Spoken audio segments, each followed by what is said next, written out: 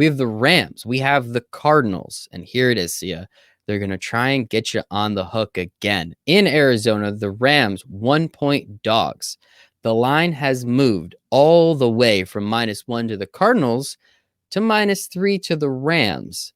That's with 64% of the bets. So 65% of the bets coming in on the Rams, but 60% of the money coming in on the Cardinals. -1 to +3 with only 60%. So it's not like it's that huge of a split. Over under at 48.5, it looks like, with 100% of the money coming in on the over with the 50-50 split on the bets. -1 to +3. What the heck is Kyler actually hurt? Is there news that we don't know or something that I'm completely forgetting? Because that's crazy. Well, when you have an AC joint sprain and you're a small-ish quarterback or even a big quarterback like Cam Newton, you are going to be very tentative to take on hits. And Kyler Murray, the one of the best parts of his game is just running out of the pocket like just so quickly and taking on a hit or two, or at least potentially taking on a hit or two. He didn't do that against the Patriots because I think a worst case scenario for Arizona is him taking a hit on his shoulder, but even worse, landing on his shoulder or both.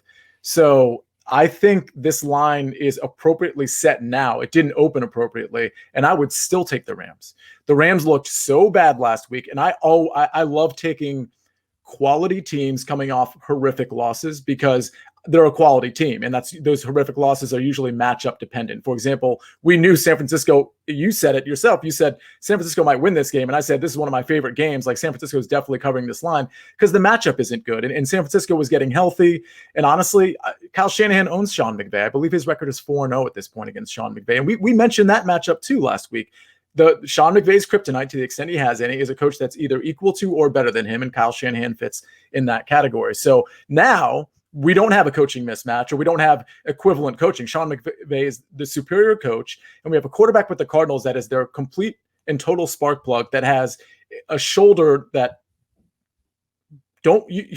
if he gets hurt and falls on that shoulder, like, game over for Arizona. So I think it's going to be a conservative game plan. That's not going to suit the Cardinals very well. So give me the Rams. I think they got you again. Sia. I don't know. I agree with you. I love the, quality teams coming off of a loss, especially a loss like that. But literally both of these teams are coming off last-second field goals. Now, I would say, and I think you would agree, the Rams are a just better overall team than the Cardinals are. But I wouldn't quite say the Cardinals are a bad team. I consider them quality. Not to the point the Rams are, but I would definitely consider them quality. So I think it's kind of interesting. Again, coming off, we both called both those games, right? We both were like, yeah, pretty sure the Patriots are going to win this one. Definitely giving me the 2 points, but pretty sure the Patriots win this one. And then the same thing, pretty sure the Rams might win. I thought the Niners would win, and the Niners absolutely covered, not only also winning. So it's just interesting that there's a reason it opens -1. And I just, it feels too fishy to me, man. I wish we had a soundboard. That way, every time it was fishy, I could drop chum in the water or have a shark sound or something. Because I think that would be kind of fun. I hear people do that in the podcast game, but it's just too fishy for me. Michael, you're the Win Daily podcast master of ceremonies. So I guess you need to work on that. I don't know where the soundboard is on this thing. So.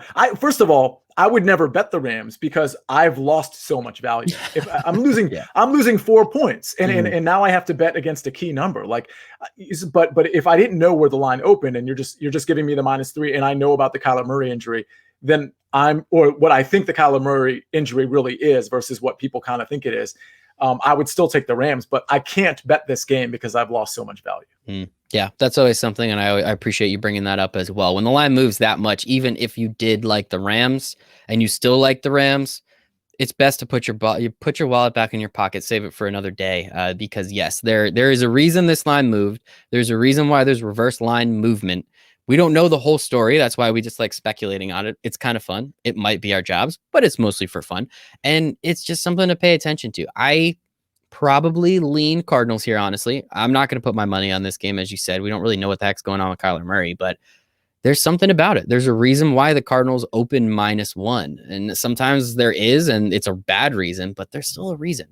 And I'm interested what that reason is. And hey, maybe Kyler Murray's better than we thought. Maybe the reason he didn't run so much was because Bill Belichick is smarter than Cliff Kingsbury. I think we all can agree upon that. Not as good looking, but definitely smarter. So I think that's just something to pay attention